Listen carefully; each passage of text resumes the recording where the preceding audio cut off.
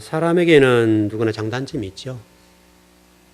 모든 사람이 다 장점을 가질 수도 없고 또 모든 사람이 다 단점만 갖고 있는 건 아니죠.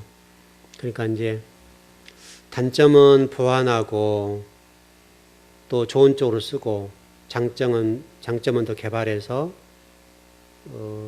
이 사회와 민족과 또 가정과 하나님 나라를 위해서 유익하게 쓰면 좋을 것 같은데 잘못되거나 망한 사람들 또 인생이 가면 갈수록 나락으로 떨어진 사람들의 결과를 보면 단점을 극대화시켜 버리는 거죠. 단점들을 극대화시키면 본인도 망하고 또 주변에 있는 사람도 힘들게 하는 것 같아요.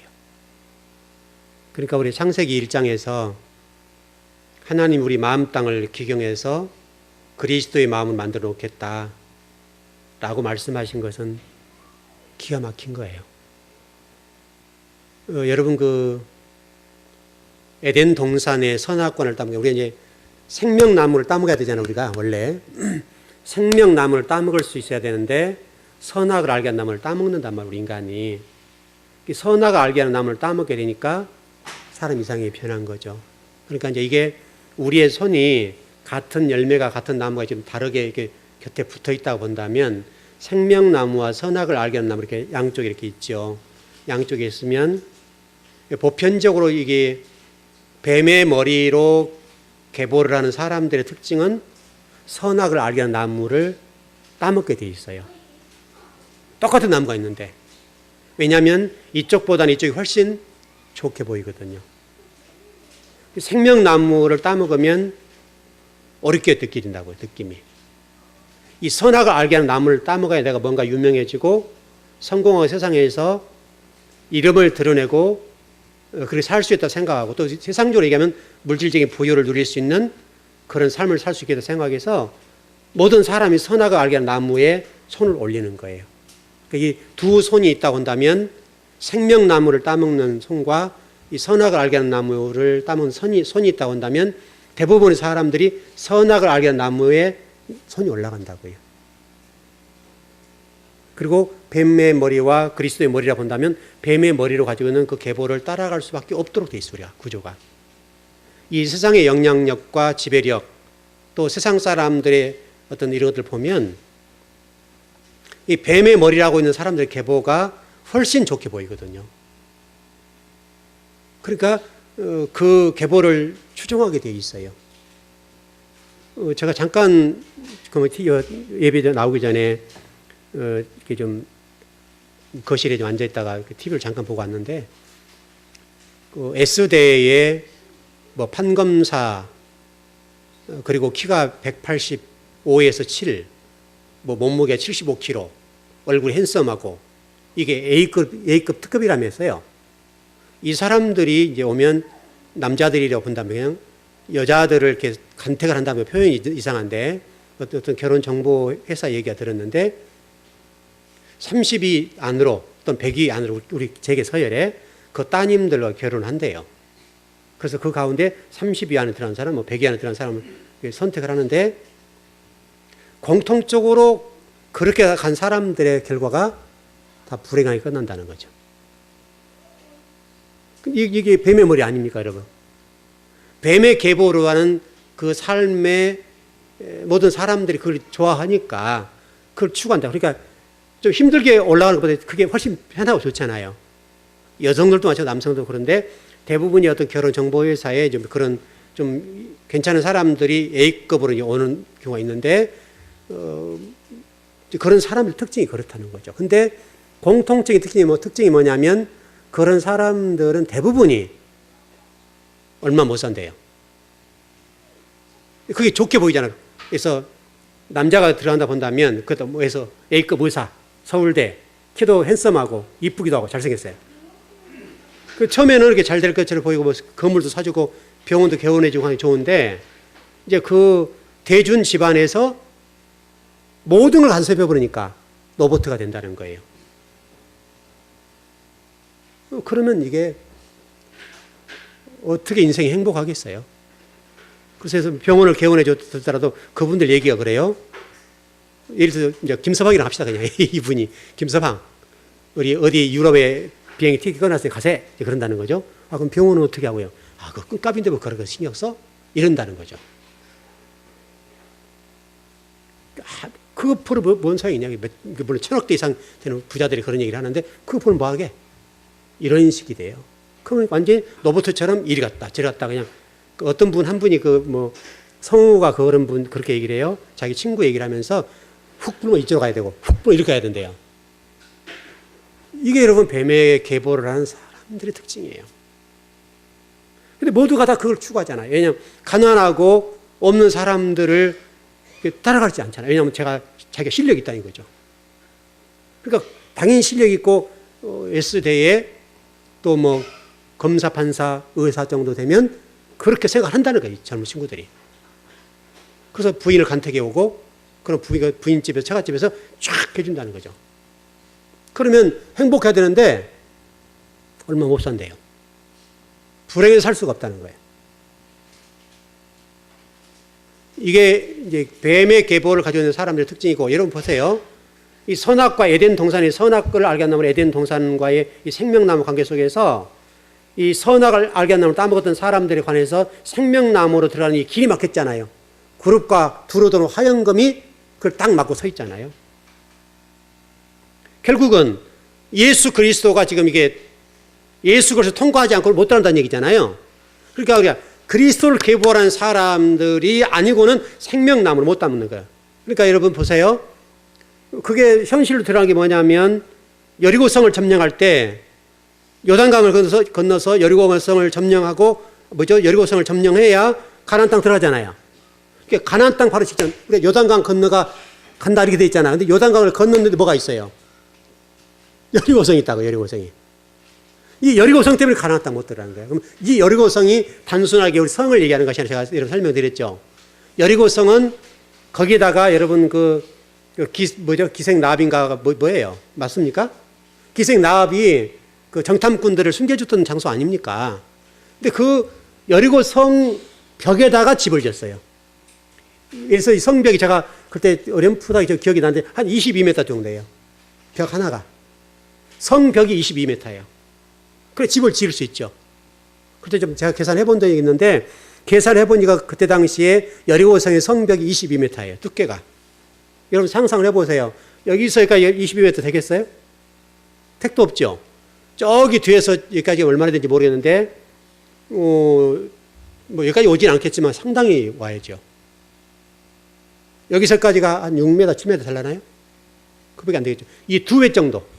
최소한 여기 2배 정도 되는 그 거리의 두께가 성벽이에요. 그 여리고성이에요. 여러분 그것이 여리고성을 가나안 땅에 초입에 있어요. 초입에. 이거 통과하면 가나안 땅 들어가는 거예요. 그러니까 이 가나안 땅이라고 하는 것이 우리가 상상한 것처럼 그렇게 여리고성 건너가 가는 게 아니라니까요. 뭐를 통과해야 가는 거예요? 우리 마음 땅이요. 마음 땅을 허물지 않으면 못 가는 곳이 가나안 땅이에요. 천국이에요. 천국. 그러니까 예수 그리스도를 구주와 주님을 영접하고 살아가요. 근데 분명하게 성경은 예수 그리스도를 구주로 영접한 성도들에 관해서 성도라 부르지 아니하고 그리스도 예수 그리스도를 구주와 주님으로 믿는 부활 신앙이 되었을 때에 바로 이 가나안 땅에 들어간다고 설명이 되어 있잖아요. 그러니까 우리가 이 종말론에 관해서 특별히 구원론의 문제가 우리 한국 교회의 신학적인 이슈예요. 지금도 정립이 안 돼 있고 신학자 사이에서 지금도 치열하게 싸워요. 그만큼 어려운 것이에요. 근데 우리가 신학자들은 신학자로 싸우라 하고 우리 성경적으로만 깊이 들어 풀어볼 간단하잖아요. 결국 여러분 성경에 하나님 쓰임받았던 사람들 가운데 대부분이 다 거의 100%가 이 마음 땅을 허물지 않고는 하나님 쓰임받지 못했다고요. 그러니까 이 창세부터 요한계시록까지 3만 명이 등장하지만은 3만 명 사람들 가운데 거의 손가락에 이렇게 셀 정도의 사람이에요. 정말 하나님의 쓰임 받은 사람들은 그렇게 안 돼요. 그러니까 우리가 생각을 많이 해봐야 돼요. 여러분 그래서 이 여리고성이 그래 두께가 두껍고 그걸 이렇게 매일 한 바퀴씩 돌고 6바퀴 마지막 돌면서 함성을 지르고 근데 항상 앞에 뭐가 갔었어요, 여러분? 백성들이 돈 앞에 뭐가 가요? 언약궤가 앞에 가죠, 여러분. 언약궤와 제사장들하고 나팔을 들고 가잖아요. 이번 우리 계시록에서 나팔절 설명을 좀 드렸잖아요. 나팔 관련되어서 이 첫 번째 나팔 인을 때는 문제로 좀 설명을 드렸던 건데 바로 그 문제예요. 결국은 말씀이 무너뜨린 거죠. 그러니까 우리에게 지금 설명하는 거예요. 너희들 마음 땅이 말씀으로 이 뿌리를 내리고 말씀으로 기경되었을 때 말씀이 통과한다, 우리를. 왜냐하면 우리가 통과하는 게 아니잖아요, 실질적으로. 우리가 그만큼 걸어가거나 실력이 있지 않잖아요, 우리가. 그리고 예수 그리스도란 그 말씀, 그분을 통해서 가나안 땅을 들어가잖아요. 천국도 마찬가지고. 그랬던 부분이 바로 우리 계시록에서 유예기간을 40년 기간 두었다가 이 로마의 티투스라는 장군을 통해서 예루살렘 성전을 무너뜨리잖아요. 돌 하나 돌려 남지 않을 만큼 완벽하게 무너뜨려 버리잖아요. 이 성전이라고 하는 것을 설명하면서 성전이라고 하는 돌 성전, 눈에 보이는 가시적인 성전이라 누가 성전이 돼야 된다는 거예요. 예수 그리스도 성전이 돼야 되고 곧 저와 여러분이 그 예수 그리스도와 같이 돼야 된다는 거예요. 그것이 여러분 성경이 가르치는 거예요. 그래서 성경은 지금 여러분 보세요.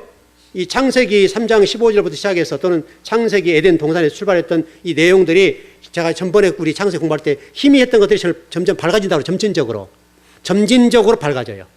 성경이 확 밝아져 이렇게.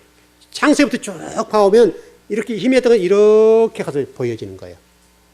그 신약이 와서 또 특별히 요한계시로 넘어와서 예루살렘 성전을 무너뜨리면서 그 예루살렘 성전이 무너질 때 바로 우리가 무너져야 된다는 거잖아요. 예루살렘 성전을 무너뜨렸다는 얘기는 우리가 무너져야 된다는 얘기거든요. 여러분이 가지고 있는 어떤 뭐 하나님과 반대되거나 또 그리스도의 계보로 또 가는데 지장이 될 만한 것들은 무너뜨려야 돼요. 지금 이 사회가 혼란한 게 뭐예요, 여러분? 왜 그래요? 간단하잖아요. 자기 이 고집이 문제죠, 고집. 어떤 분에게는 고집이 문제잖아요. 이 고집을 가지고 있기 때문에 이 고집이 본인을 망하는 거야. 그동안에 그것 때문에 신비설계는 보인 부분도 있었고 그것 때문에 정권을 잡기도 하고 했지만은 이제는 그 고집이 자기를 무너뜨리잖아요. 역사에 여러분 보세요. 앞으로 후대에 기록된 역사에 얼마나 치욕스럽게 남겠어요. 불행하잖아요, 여러분. 여러분 정치라고는 그런 거예요. 그러니까 그것이 시간이 지나고 나이도 들었으니까 이제는 그거 좀 내려놓을 수도 있잖아요, 여러분. 비록 좀 한번 좀 우리가 좀 속된 말로 해봅시다. 좀 쪽팔려 보고 한번 쪽팔려 버리면 되잖아요. 그러면 우리 국민들은 또 얼마나 좋아요. 이해해주고 용서해주잖아요. 잘못했다는데 어떻게 할 거예요, 여러분? 여러분과 어떤 뭐 부부간에도 마찬가지고 자식과의 관계 속에도 마찬가지. 어머니 잘못했어요. 그런데 뭐라 할 거예요, 여러분? 그런 거 아니에요? 우리 국민들 그런 부분에 좀 아량이 높잖아요. 잘못했습니다. 해버리면 높잖아요. 그러니까 이게 고집이에요. 이 고집이 망하는 거예요, 고집이. 그래서 제가 일전에 여러분들에게 그 얘기를 드렸잖아요. 그분 제가 절대 그렇게 안 내릴 뿐이다. 아무리 어떻게 해도 안 내릴 뿐이다. 라고 했던 것이 그런 거예요. 그분에게는 그것이 이게 마음땅, 여리고성이에요, 여리고성. 그 여리고성이 본인을 무너뜨려요. 근데 본인이 무너진다는 걸 모른다고 해요. 여러분 이게 교훈으로 잘 보셔야 돼요. 여러분과 저에게 나름대로 그 잘못된 기질이 있죠? 누구에게나 있어요. 성경적으로 벗어나거나 그리스도와 닮아가는 데서 부족한 부분이 있단 말이죠. 근데 그 부족한 부분들이 어떤 때는 유용하게 쓸 수 있고 그걸 긍정적인 쪽으로 좋은 쪽으로 쓰면 좋아요. 그 좋은 그 방향으로 쓰면 얼마나 하나님 나라에서 유익이 좋냐고요. 그래서 저로 이야기가 좀 죄송한데 제가 성경을 공부하는 데 있어서 절대적으로 필요한 게 뭐냐면 인내예요. 인내력. 인내력이 없으면 저 공부 못해요. 제가 천하의 누구라 할지라도 의자에 앉는 것 자체가 너무 힘들어요. 허리가 문드러지고 이게 보통 힘든 게 아니에요. 그런데 하나님이 제게 주신 것은 그 인내와 끈기력을 주셨어요. 정말 누구도 따라올 수 없을 만큼의 그냥 묵묵하게 가장 미련하게 의자에 앉아서 공부하는 인내력을 주셨다고요. 그 기질을 제게 주셨으니까 그 좋은 기질을 저는 좋은 쪽으로 쓰려고 애를 쓰는 거예요. 저에게 주신 거 좋은 거잖아요, 그게. 성경을 공부하는 쪽으로 제가 활용하니까 그 인내력이 너무나 저에게 좋은 거죠. 그런데 이 말이 이것을 잘못된 줄로 쓰면 어떻게 되겠어요, 여러분? 저를 무너뜨린 거죠. 여러분, 이 모리아 사건, 우리 창세기 지금 22장 얘기를 하는 겁니다. 모리아산의 이 사건, 오늘 그 12절입니까? 이제야 네가 나를 경외한 줄 알았어 라고 하는 기간이 45년이라고 그랬죠. 아브라함이 갈대아 우르 바벨론에서 나와서 45년 만에 하나님부터 오케이 라는 사인을 받았다고요. 이 사인을 받아야 돼, 우리가. 그러니까 여러분, 지금 우리가 창세기를 공부하면서 아브라함에 대해서 굉장히 지금 많이 공부를 했는데, 여러분 절대로 잊지 말 것은 창세기 3장 15절에 시작됐던 이 모든 사건들, 뱀의 머리 여자 후손이 밟아버릴 것이다 라고 하는 말씀이 있었잖아요. 그 내용이 그대로 흘러내려와서 아브라함의 모리아산 사건이 그대로 이루어지는 것이고, 그게 결국 예수 그리스도까지 가는 거잖아요. 이 사건이.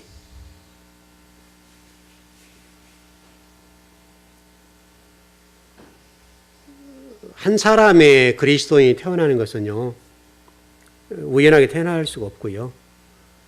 우리 인간은 끊임없이 우리 인간의 욕심과 열심과 또 자격 논쟁들을 하게 되고 그래요.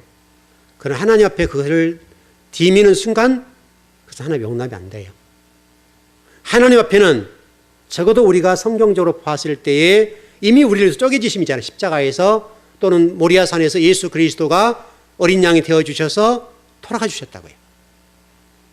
그걸 보여주는 것이 신약의 십자가이고, 그런데 그 모리아산 사건이라고 하는 것들이 인간의 어떤 공로로도 저와 여러분이 하나님의 자녀가 없다고 하는 것을 아주 강력하게 선포하는 거예요.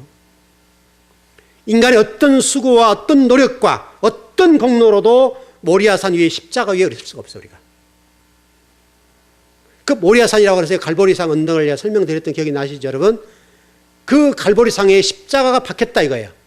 이 십자가 박혔다고 하는 건 성경 창세기 3장 15절에 여자의 후손이 그 뱀의 머리를 밟아버리라 한 말씀 그대로 이 갈보리상 자체가 뱀이란 말이거든요. 갈보리상 그 언덕이 뱀이란 말 뜻이. 뱀의 머리에 십자가를 꽂아버리잖아요. 결국 뱀의 계보는 멸망해요. 우리가 그러는 길이 힘들고, 때로는 우리가 그리스도 예수를 닮아가기 위해서 마음 땅을 기경해야 돼. 때로는 훈련받고, 때로는 고난과 좌절과 절망과, 또는 독자 이삭을 모리아산에 드려야 되는 이런 고통들이 수반되지만은 그 고통을 수반되는 과정 속에 눈물이 있잖아요, 우리에게. 아픔이 있잖아요, 여러분. 여러분, 적어도 아브라함이 이삭, 100세 얻은 이삭을 모리아산에 3일 길을 걸어서 갈 때까지 그 상황을 상상해 보세요, 여러분. 여자분들은 그 표현들을 잘하면 남자들은 속으로 삭혀버리잖아요. 그 고통스러운 그 고통들을 표현할 수 없지만은 얼마나 아브라함이 3일 길을 걷는 동안에 고통스러웠겠어요. 비록 하나님이 자식을 드리라 했기 때문에 가기는 가고, 믿음이 있기 때문에 가긴 가는 건데, 마음 땅에서는 어떻게 했냐고, 마음 땅이. 무너져 내리지 않았겠냐고, 이게. 그 3일 길이 어떻게 보면 45년 걸어온 길보다 훨씬 힘들었을 거예요.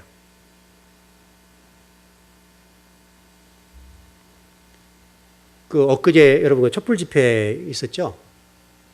아들이 좀 너무 적극적이가지고요. 제 마음속으로 이놈의 새끼도 가다가 이게 참 이상하게 잘못되면 어떠냐. 이 마음 땅이요. 막 이런 여러분 생기겠죠? 가장 또 선두에 선대요. 하루는 얘기하죠. 아빠 가장 앞에 섰다고. 그래서 앞에는 서지 마라. 가지 말란 말은 못하고. 앞에는 서지 마라. 근데 앞에 섰다는, 이번에는 앞에 설 수 있는 기회가 없대요, 또. 워낙 많이 모였어요. 근데 마음속으로요, 저는 아들 하나인데, 딸들은 둘이 있지만은 또 목사가 돼야 될 건데, 요 백남기라는 분이 일이 있었잖아요. 그래야 또 물대포 맞을까봐 이게 마음속으로요. 이런 그 생각이 들어요, 안 들어요? 부모니까 든다고, 부모니까. 말은 못하지, 말은. 그걸 기도했다니까요, 하나님. 저놈이 갈 것 같은데, 보호해 주세요. 근데 여러분, 아브라함이 독자 이삭을 100세 얻어서 모리아산에 갈 때 그 심정을 생각해 보세요. 이 촛불 집회 가서 앞에 선두에 선다고 해서 그것만 보더라도 마음 땅에서 하나님 저걸 보호해 주세요, 이렇게 기도가 나오는데, 독자 이삭 100세 얻은요, 그 아들을 앞세우고 모리아산에 올라갈 때의 아브라함의 심정이에요. 그럼 제가 돌아올 때까지 마음이 조급했겠어, 안 했겠어요? 여러분의 자녀가 가면 어떻겠어요? 신학생 또 모집해가지고요. 그놈이 또 신학생들, 학생들 다 모집해서 갔다는 거죠. 촛불 들고. 또 자기 지금 출석하는 교회에 또 청년들 데리고 갔다는 거예요. 그러니까요, 돌아올 때까지 이게요, 눈이 안 간 게요. 돌아온 문소리 나고 지방에 들어간 문소리 나니까, 잘 왔네. 이 생각이요. 여러분, 안 그러겠습니까?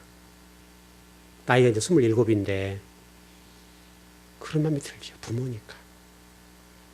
그것도 지금 봐도 갈 때는 앞에 서지 말고 조심해라. 또 그러고 보내고. 여러분, 아브라함을 생각해 보세요, 아브라함. 아브라함은 저보다도 훨씬 절박한 100세 얻었어요, 100세. 그 100세 얻은 아들이 장년이 됐어요. 그리고 그 아들을 앞세우고 모리아산에 올라가요. 그때 그 심정이요. 저는 좀 알 것 같아요. 아들이 저도 둘은 아니잖아요. 하나잖아요. 우리 이곤사이가 둘 같으면 혹시나 마음이 다를지 모르는데 저는 혼자거든요. 그러니까 마음이요. 그래, 편하지 않더라고요. 물론 저도 그 촛불집에 마음은 가 있지만 제 목사님이 되도록 절제하고 안 가고 그러는데 아들이 가서 그냥 열심히 하니까 돌아올 때까지 마음이 불안한 거 있죠, 여러분. 이게 아브라함의 마음이라고, 아브라함. 그래서 제가 아브라함 마음을 생각해 보면서 참 아브라함이 참 그때 굉장히 힘들었겠다. 근데 하나님이 볼 때는 이런 과정들을 통해서 이삭을 모리아산에 들였을 때 하나님이 오케이 그랬다고요. 이제 네가 나 사랑하는 거 알아? 네가 나 경외하고 두려워하는 줄 알게 됐어. 딱 한마디입니다. 답으로 주시잖아요. 바로 이 문제예요. 여러분과 제가 하나님 앞에 어떤 열심과 내 수고와 뭔가를 드리려고 하는 그런 어떤 노력이 아니라 또 어떤 자격의 문제가 아니라 하나님의 말씀을 가지고 하나님의 자녀로 그리스도 예수를 닮아가는 그 자세로 우리가 마음땅을 기경하고 부지런하게 우리 마음땅을 또 갈아 부어서 하나님의 백성답게 서 있다고 한다면 얼마나 하나님 기뻐하시겠어요. 어떤 이삭을 드리는 이 아브라함 한 사람을 보고 하나님 너무너무 좋아하셨다고요. 너무너무. 여러분 표현상 보세요. 노아를 칭송할 때 보세요. 또 모세를 칭송할 때 보세요. 온 지면에 모든 사람은 승하다고 그랬잖아요. 온전한 사람. 그걸 모세라고 설명했잖아요. 그리고 여러분 노아를 볼 때에 노아의 눈을 쳐다봤잖아요. 그리고 노아가 하나님의 눈을 봤다고요. 이게 상징적인 표현이고 좀 어떤 부분입니다만은 노아가 하나님의 얼굴을 눈을 볼 때에 그 눈 속에 자신이 들어있는 걸 봐버렸어요. 노아가. 그리고 노아에게 하나님 말씀하셨잖아요. 은혜와 진리가 충만한 딱 선포해 주잖아요. 은혜가 있다 이렇게 해 주잖아요. 바로 그것이 하나님 인정받는 순간이거든요. 근데 여러분 노아가 그렇게 되기까지 얼마나 많은 시간 동안에 수고가 있어요. 120년 동안에 방주를 짓고 자신의 마음 땅을 기경했잖아요. 수많은 사람들의 야유와 또 얼마나 많은 사람들이 조롱하고 얼마나 많은 사람들이 노아를 향해서 야유를 보내고 그런데 그걸 꿋꿋하지 뭐도 흔들리지 않고 꿋꿋하게 확신하니까 그래도 하나님의 백성으로서 또는 목회자로서 그 야유를 보내는 사람들 향해서 이 사람들아 그러지 말어. 시간 되면 우리 주님이 이 땅에 홍수를 부어서 심판하신다고 그랬어. 이거 진짜야 참이야? 믿어야 돼. 여러분 비 한 방울 보지 않았던 사람들이 노아의 말을 믿냐고요. 비 한 방울 보지 않았던 사람들이잖아요. 비가 어떻게 생긴지도 모르고. 그런 사람들에게 노아가 그걸 선포했을 때 어떤 사람이 노아의 말에 대해서 수긍할 수가 있겠냐고요. 그럼 노아는 하나님의 눈 속에 이 검은 눈동자 속에서 자신을 사랑하는 그 마음을 읽어버렸어요. 자신을 그 눈동자 속에 보호하신다는 것을 읽어버렸어요. 확신한 거예요. 확신해. 그걸 그분이 말씀하신 것은 반드시 이루어진다고 여러분 120년이요. 120년. 여러분 시간이 짧은 시간이 아니잖아요. 120년이라고 하는 것은 그냥 잘못된 애언에도 문제가 없을 정도로 지금 시대로 본다면 죽고 나면 관계 없잖아요. 그렇게 되는 문제인데 물론 그 시대는 좀 오래 살았습니다만은 120년 동안 노아가 그것 때문에 인내하고 자신의 마음 땅을 기행하고 방주를 지으면서 수고하고 노력하고 여러분 그 과정 속에서 여러분 나무를 대패질하고 했을 때 기구도 만만치 않은데 얼마나 힘이 들었겠어요. 나무 심고 베고 또 작업하고 판자 만들어내고 다 이런 작업들이 얼마나 고통스럽겠냐고요. 우리가 여러분 이제 석가래 깎아봤지만은 전기 대표로 깎는데 힘들잖아요. 전기 대표가 열 받아가지고 안 되잖아요, 잘. 얼마나 고통스러웠냐고, 그게. 불과 이거 한 6년 전 얘기잖아요. 동네 사람들이 희한한 교회라고 다 돈으로 짓는 것이고 기계에서 했어서 사업을 했는데 여기는 뭐 성도들이 다 매달려가지고 뭐 대패질하고 또 나무로 뭐 낫으로 깎아내고 뭐 다 그러고 있으니까 이상한 교회잖아요. 여러분 그렇게 하면서 우리에게 주어진 게 뭐예요? 정말로 즐거운 교회는 교회다, 교회. 이렇게 하나님 교회 앞에 우리가 헌신하고 충성해서 정말 좋은 교회 하나 만들어 보자. 누가 뭐라해도 누가 뭐 신경 뭐 우리 교회 어쩌저쩌 그런 거 쳐다 안 봐도 우리 스스로가 그렇게 해보자. 그게 우리 교회 아닙니까? 지금 여러분 우리 교회가 건축할 때 대피지를 사람들 이상하게 쳐다보고 동네 사람들도 안 좋게 얘기를 다 해요. 그 교회가 참 이상한 교회였다고. 근데 참 보기는 좋았다고. 지금도 그렇게 교회를 건축한 교회가 있었다는 거 이상하다고. 근데 여러분 지금 노아가 있을 때는 여러분 몇 년도입니까? 지금부터 2000년에다가 3, 4천년 전 얘기 아닙니까? 노아는 벌써 거의 한 5천년 가까이 전 얘기죠.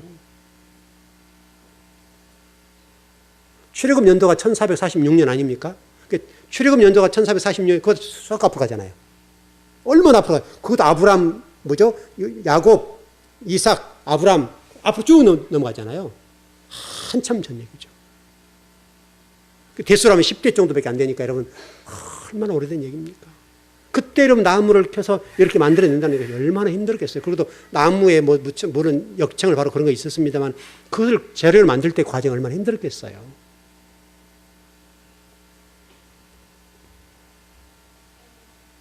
결국은 우리가 지금 해야 될 일은 하나님의 주권을 인정하고 정말 하나님 말씀 앞에 우리가 좀 죽기까지 순종하는 그 예수 그리스도, 아브람, 이삭처럼 우리가 그런 자가 되었을 때 예루살렘 성전이 무너지는 거예요. 거기까지 우리 가야 돼요. 그러니까 이 아브람 얘기만 제대로 이해하고 이 신앙에 좀 접목을 시켜보면 우리는요, 여기만 통과하면 돼요. 이것만 통과하면.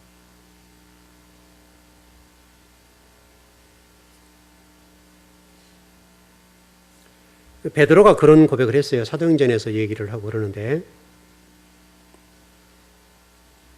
하나님께서 예수 그리스도를 십자가에 쪼개신 것은 그분을 우리의 주와 그리스도로 삼기 위함이다. 그분 예수 그리스도를 우리의 주인, 그리고 그리스도로 삼기 위함이다. 얼마나 위대한 고백입니까? 바울 서신에 예수님을 그리스도로 구주와 그리스도로 고백하는 사도 바울. 위대한 신학이죠, 신학. 신학적으로 얘기하면 지금도 이게 잘 정립이 안 될 정도인데 여러분 상당히 오랜 기간 동안에 거의 2000년 전에 사도 바울이 이 서신서를 쓰면서 그리스도라고 하는 그 부분을 우리에게 설명해 주고 있으니까 위대한 신학자죠, 위대한 신학자.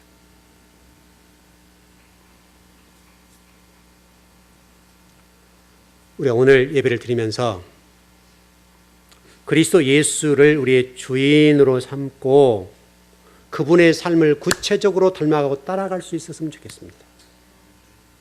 그 길만이 여리고성을 뛰어넘는 것이고 예루살렘 성전을 뛰어넘어서 가나안 땅, 천국으로 들어가는 길입니다. 열쇠와 같아요, 열쇠. 키와 같아요. 키를 통과해야 넘어갈 수가 있습니다. 우리가 십자가의 공로로 구원은 받고 그랬습니다마는 이런 거죠. 여러분 동전이 있으신지 모르겠는데 동전에 양면이 있죠. 그러니까 여러분 바울 서신에 똑같습니다마는 로마서와 야고보서가 하나의 짝이잖아요. 그러니까 우리는 자꾸 로마서만 강조하는데 실제로 로마서도 후편에 보면은 행함의 문제가 많이 다뤘거든요. 그러니까 로마서를 잘못 해석하냐 그런 부분이 있는데 로마서의 이 내용 가운데도 여러분 뒷부분에는 실천의 문제거든요. 그 실질적으로 이 로마서와 야고보서는 하나의 짝이에요. 수레바퀴와 같아요. 여러분 자동차에 바퀴가 펑크가 나면 못 가요. 전번에 우리 양석교사님 나오실 때, 뭐 어디 가야 되는데 저한테 좀 태워다 달라고 해서 이렇게 청량리를 태워다 주러 가는데 얼마나 바빴는지 몰라요. 시간이 또 그 양반이 항상 급하게 하거든요. 저는 가서 기다리는 스타일이고 거기는 가면서 타는 스타일이거든요. 그 비행기도 정지해 놓고 타는 사람이에요. 스타일이. 그분 그래요. 가끔 그래서 비행기 놓치고 그래요. 그런 시간이니까 얼마나 시간이 좁아요. 또 차는 막 막히고 그러니까. 그런데 여기 정릉 못 가, 뭐예요, 우리, 그때, 차집사님이 사는 그 동네, 그 골목길, 이게 차가 가는 게 있거든요. 그걸 가는 앞에 차가 얼짱얼짱해요. 시간을 바빠 죽겠는데. 그러니까 탁 튀어나간 거죠, 제가. 빨리 가려고 하니까. 가다가 이렇게, 여러분, 그 가운데 보면 뭐가 박혀 있는 거 있죠? 박혀 있는 턱턱턱 치고 가는 거예요. 근데 박혀 있는 것이 어떻게 튀어나왔든지 타이어에 박혀버렸어요. 그러니까 턱턱턱턱 치는 거예요. 아, 이거 큰일 났다. 내려서 봤더니요. 딱 꽂혔네요. 빼면 차가 못 가니까 밖에 있는 상태로 덜덜덜덜하고 이제 천천히 그냥 갔어요. 가가지고 물론 다행히 이제 그래서 가다가 빼버렸는데 빼고 막 이 차 고치는 걸 찾는데 있어야죠. 그리고 겨우겨우 찾아가지고 펑크를 태우고 그리고 또 양손에 부치하게 태워왔는데 딱 도착하니까요. 차가 딱 서 있는 거예요. 가려고. 그리고 이제 보내드렸는데 그래 얼마나 급하겠어요, 여러분. 그거 똑같아요. 우리의 구원 문제와 또 하나님의 백성이 되는 이 부분에 있어서는 여러분 동전의 양면성과 똑같다고 하는 잊어버리면 안 돼요. 로마서만 강조하면 이게 반쪽 복음이고요. 로마서와 야고보서를 같이 해야 완전한 복음이 돼요. 그래서 동면이 양면이에요. 바퀴가 양쪽에 있어요. 하나 틀이 못 가는 거예요. 그동안에 우리가 너무나 값싼 복음을 전해가지고 로마서만 강조하다 보니까 그냥 오직 의인은 믿음으로 살리라 이렇게 가르쳐버리니까 문제가 된 거죠. 그래서 제가 1절 하박국 서서를 2장 4절 설명드렸잖아요. 에레미야 5장 1절하고 같이 다 해서 보면 예루살렘 성전 주변을 돌아다녀 봐. 그리고 그 가운데 공의와 진리를 행하사 한 사람만 있으면 내가 이 예루살렘 예루살렘뿐만 아니라 이스라엘을 구원해 줄게. 바벨론 포로 가지 않게 해주겠다는 거예요. 있어요, 없어요? 없어요. 성전 주변을 그렇게 많은 사람이 왔다 갔다 하고 많은 이스라엘 상이 있지만은 공의와 정의를 행하는 사람이 한 사람도 없는 거예요.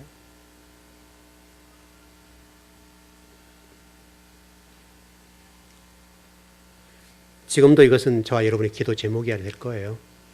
예수 그리스도를 받아들이게 되고 그걸 주인으로 섬김과 동시에 그분처럼 살아드리는 삶. 이것이 온전한 그리스도인이 아니겠나 싶어요.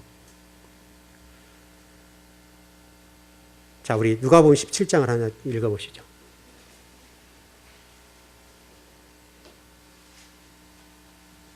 (17장) 7절에 10절입니다.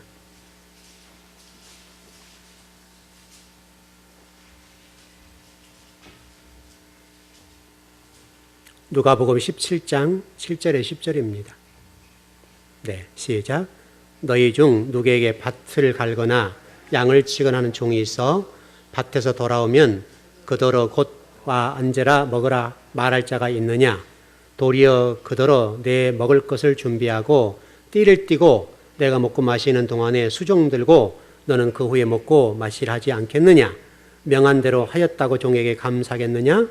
이와 같이 너희도 명령받은 것을 다 행한 후에 이르기를 우리는 무익한 종이라 우리가 하여야 할 일을 한 것뿐이라 할지니라. 정확하죠? 여러분 종이에요. 이게 지금 고대 근동지방의 주종관계를 설명하는 내용이에요. 자, 종이 하루 종일 와서 바꿔놨어요. 그리고 몸이 지쳤어요.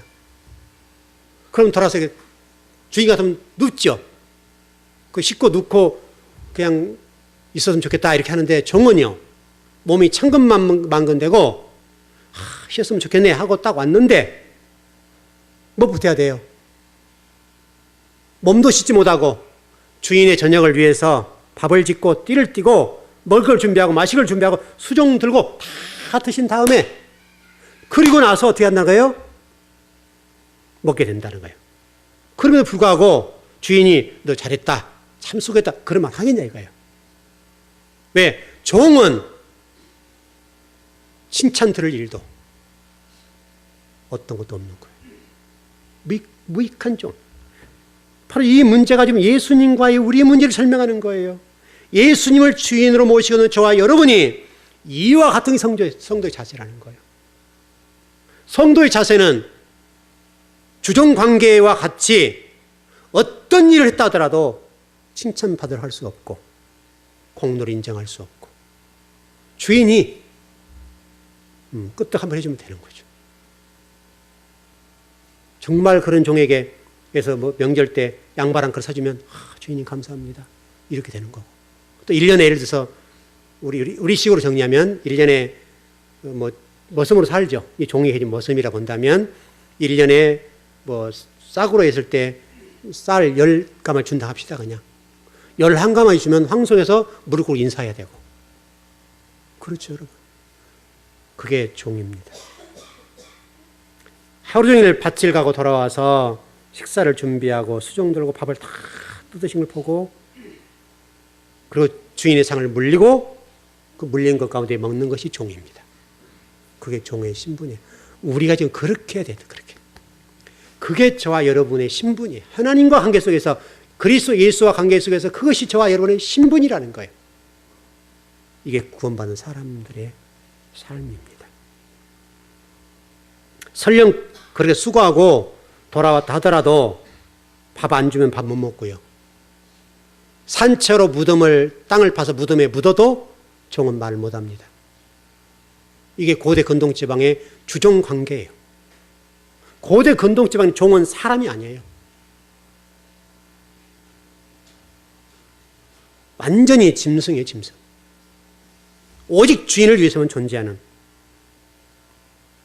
그게 성도의 삶입니다. 좀 정리해 보십시다.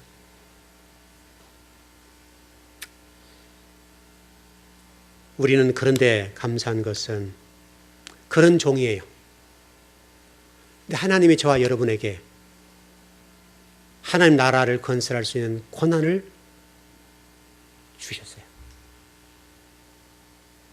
이양해 주셨어요. 너를 통해 내가 주의 나라를 세워가겠다고 우리를 쓰고 계세요. 그러면 여기에 대해서 우리는 너무나 좋은 거예요. 그 주님이 부족한 저와 여러분들을 하나님 나라의 주역으로 삼아주신 이 사실, 그 앞에 감동할 수밖에 없어요. 우리 좀 검은색에 해보십시다. 결론을 정리합시다. 이 어깨들 사이에서 그 보스가 이 밑에 있는 부하들이 일을 잘했어요. 그리고 좀 두더가 생겼다 합시다. 그냥 두더가 생겨가지고 자신이 하나도 안 먹고 그 밑에 있는 사람들 수하들에게 쫙 나눠줬어요. 딱 분배를 딱 해줬어요. 그러면 그 종들이, 그 부하들이 그 보스에 대해서 충성할 거고, 또 예를 들어서 그 부하들 가운데 어떤 집에 큰 일이 있어요. 대소사 문제가 걸렸어요. 근데 보스가 그 문제를 착 처리해 주는 거예요. 도저히 그 집으로 상상할 수 없는 일들을 탁 해줬다고요. 그럼 이 종은 이 보스에 죽도록 충성하겠어요, 안 하겠어요? 충성하죠. 지금 우리가 그랬다니까, 우리가 지금 십자가에 죽어야 될 이미 그런 종들이에요. 근데 예수님이 대신 죽어주시고, 우리 보스, 지금 그 보스식으로 얘기하면 보스 대신 그분이 죽어주시고 우리를 살려주셨어요. 그럼 우리는 그 보스를 위해서 내 생명을 던질 수 있어야죠. 그렇게 되기까지 여러분과 저의 마음을 기경했으면 좋겠습니다. 여러분 마음 땅을 기경하시고 에덴 동산의 그룹과 두루두루 화영금을 통해서 맡고 계신 그 선악과의 그 길을 통과하기까지는 우리 마음 땅을 개간하고 기경하고 가랍지 않고는 들어갈 수가 없다는 것을 우리는 절대로 잊지 않았으면 좋겠습니다. 기도하겠습니다.